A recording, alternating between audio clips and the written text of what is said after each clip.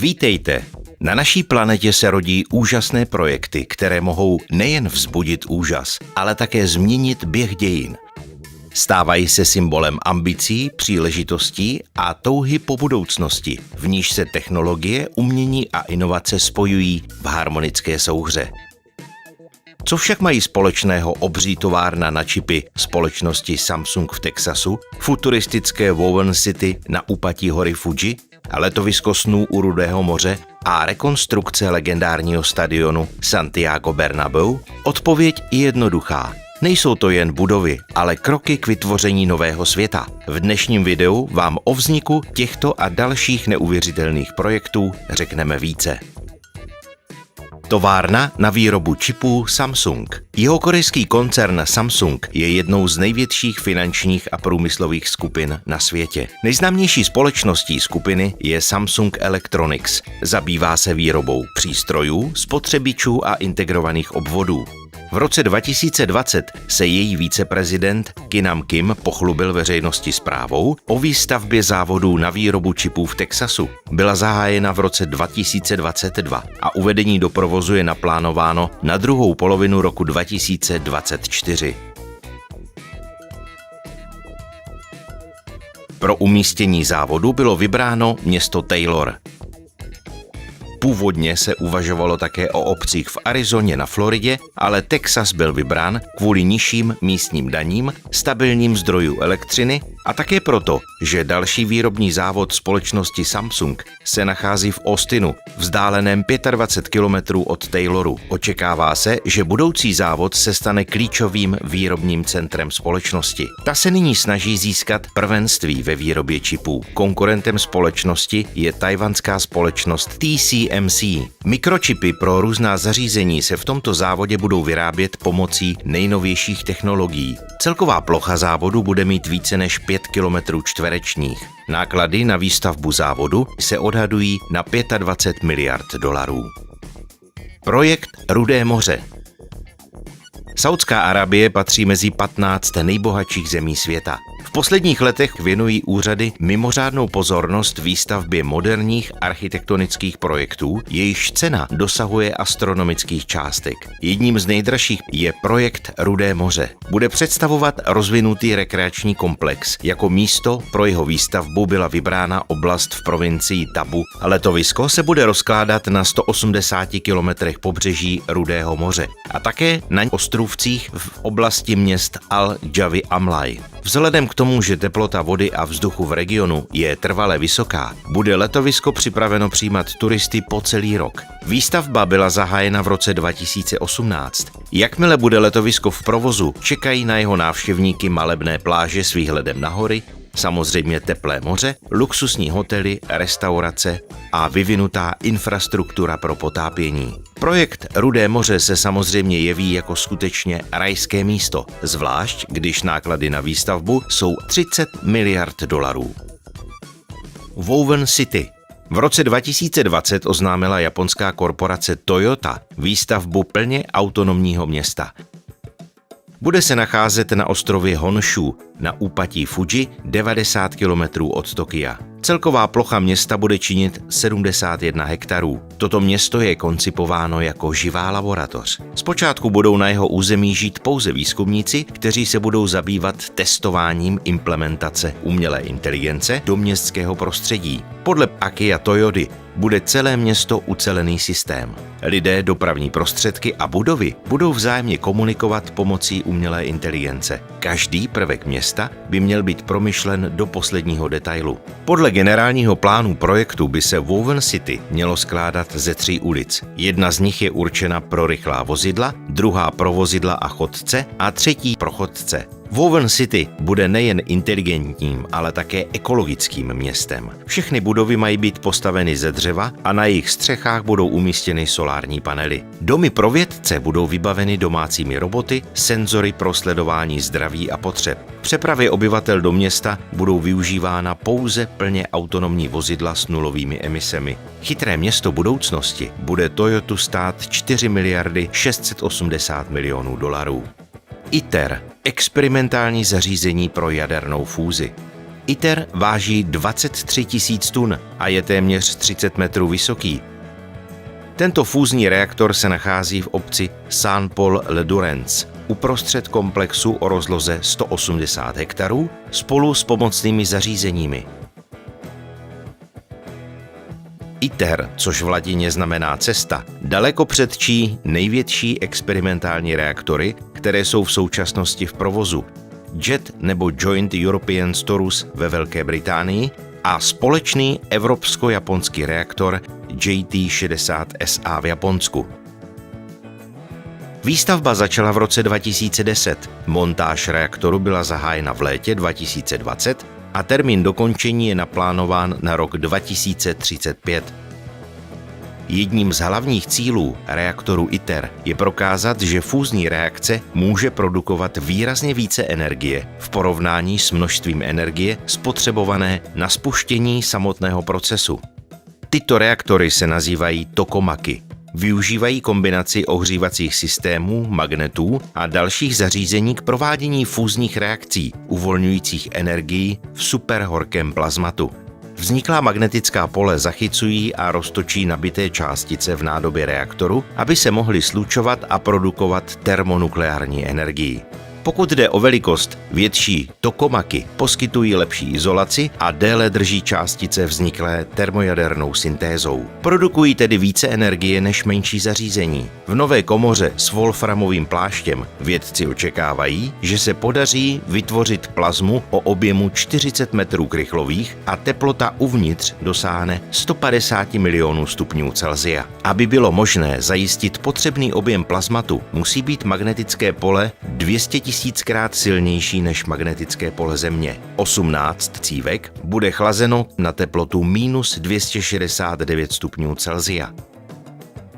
Každá cívka váží asi 300 tun, je 15 metrů vysoká a 9 metrů široká. Termojaderný reaktor ITER se nachází ve Francii a vznikl ve spolupráci 35 zemí. Všech států Evropské unie, Švýcarska, Velké Británie, Číny, Indie a USA. Za dobu realizace dosáhly náklady na projekt 28 miliard dolarů. Santiago Bernabéu je domácím stadionem světoznámého španělského týmu Real Madrid. Stadion byl postaven v roce 1947. Byl několikrát rekonstruován a v roce 2019 byly zahájeny práce na nejrozsáhlejší rekonstrukci arény. Hlavními investory projektu byly americké banky JP Morgan a Bank of America. Podle dohody jim Real bude po dobu 30 let platit 29,5 milionů dolarů ročně. Částka je to úctyhodná, ale peníze vložené do tohoto rekonstrukčního projektu se vyplatí. Práce na přestavbě Santiago Bernabéu byly rozděleny do několika fází. Na samém začátku bylo rozhodnuto o demolici nákupního centra vedle stadionu. Místo něj se zde objeví park a odpočinková zóna. Poté se rekonstrukce dotkla samotného designu arény. Nyní je více futuristická a připomíná vesmírnou loď. Pokrývá ji plášť z ocelových pásů a mediálních obrazovek, které promítají obraz a osvětlují celý prostor. Projektanti vylepšili střechu stadionu. Za tímto účelem byla výška arény zvětšena o 12 metrů. Pohyblivá střecha pomůže divákům užít si krásné počasí s čerstvým vzduchem a ochrání je během deště. Nejdůležitější novinkou stadionu je posuvné 6patrové hřiště. Díky tomuto řešení lze stadion snadno proměnit na koncertní halu nebo arénu pro jiné sporty. Díky úsilí Realu se stadion proměnil v multifunkční futuristické sportoviště. Náklady na tento projekt se odhadují na více než 1,5 miliardy dolarů. Most Atal Bihari Vajpej Severi. Bombaj je podle počtu obyvatel největším městem v Indii. Žije zde 12,5 milionu lidí. Pro pohodlný život tak velkého počtu obyvatel hraje dopravní dostupnost důležitou roli. V lednu 2024 byl otevřen nejdelší mořský most v této zemi. Délka je 21,8 kilometru. Za zmínku stojí, že se jedná o 12. nejdelší mořský most na světě. Nový most spojuje Bombaj a Navi Mumbai. Před vybudováním tohoto dopravního uzlu trvalo místním obyvatelům, než se dostali na letiště, nejméně 2 hodiny. Tato cesta nyní trvá 15 až 20 minut. Most tvoří 6proudá dálnice s dalšími 2 nouzovými pruhy. Povolená rychlost je 100 km za hodinu. Zároveň je přísně zakázán vjezd 2kolových a 3kolových vozidel. Nyní je kapacita mostu nejméně 70 000 osob denně. Most je na některých úsecích vybaven protihlukovými bariérami. Toto řešení také omezuje výhled na Babovo středisko pro atomový výzkum. Kromě toho se na dálnici nachází speciální plocha pro pozorování ptáků. Na tomto území si může každý odpočinout a pokochat se pozorováním plameňáků. Na stavbě mostu bylo použito přibližně 129 000 tun oceli a více než 830 000 tun betonu. Kromě toho byly při stavbě použity materiály odolné proti korozi, aby most odolal silnému větru a tsunami. Podle autorů projektu může tato konstrukce odolat i zemětřesení o síle až 6,5 stupně Richterovy stupnice. Náklady na stavební práce na mostě činily více než 2,2 miliardy dolarů. LNG Canada. Velký průmyslový energetický projekt, v jehož rámci se v kanadském přístavu Kitimat buduje terminál pro skapalňování, skladování a nakládku LNG. Bude vyvážet skapalněný zemní plyn, který partneři projektu vytěží z plynových polí poblíž Dawson Creeku v Britské Kolumbii. Celkovou investici odhadovanou na 31 miliard dolarů schválili 1. října 2018 akcionáři projektu.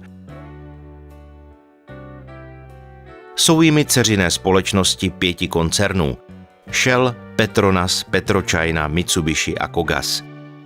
Terminál bude zpočátku vyvážet LNG ze 2 linek o celkovém objemu 14 milionů tun zemního plynu ročně, přičemž plná kapacita má údajně činit až 28 milionů tun. Už byla dokončena výstavba plynovodu Coastal GasLink o délce 670 km, který je určen k přepravě zemního plynu do Kitimatu. Výstavba terminálu je považována za důležitý krok nejen pro kanadský energetický průmysl, ale také pro celosvětový, protože zemní plyn, včetně jeho skapalněné formy, se stále více používá jako palivo pro elektrárny, petrochemické závody a různé druhy dopravy. Po dokončení bude LNG Canada prvním kanadským terminálem, který bude vyvážet skapalněný zemní plyn do zahraničí. Partneři a jejich dodavatelé plánují odeslat první zakázku skapalněného plynu do poloviny roku 2025. Katedrála Notre Dame v Paříži. Katedrála je světoznámou francouzskou památkou. Katolický kostel je více než 700 let uchvacován obyvateli i návštěvníky. 15. dubna 2019 však v jeho podkroví vypukl požár. Hašení trvalo více než 12 hodin. Událost způsobila největší škody na věži, na níž bylo 500 tun dubového dřeva a 250 tun olova, což způsobilo zřícení konstrukce i 2/3 střechy samotné katedrály. Zkáza způsobila katastrofální škody. Francouzské úřady se rozhodly okamžitě zahájit práce na obnově památky. Původně se plánovalo dodat katedrále modernější vzhled instalací, dalších vitráží vyzdobených díly současných umělců a také výměnou dřevěné věže za křišťálovou. Tento nápad se setkal s nelibostí a tak bylo rozhodnuto obnovit Notre Dame v podobě, v jaké byla před požárem. Francouzský prezident Emmanuel Macron slíbil, že památka bude obnovena do roku 2024 a její slavnostní otevření bude načasováno na dobu konání olympijských her. Protože však musely být restaurátorské práce několikrát odloženy, bylo datum otevření katedrály posunuto na konec roku. Odborníci odhadují, že restaurování katolického chrámu stálo 760 milionů dolarů. A to je pro dnešek vše, přátelé. Dejte like, pište komentáře a brzy opět na viděnou.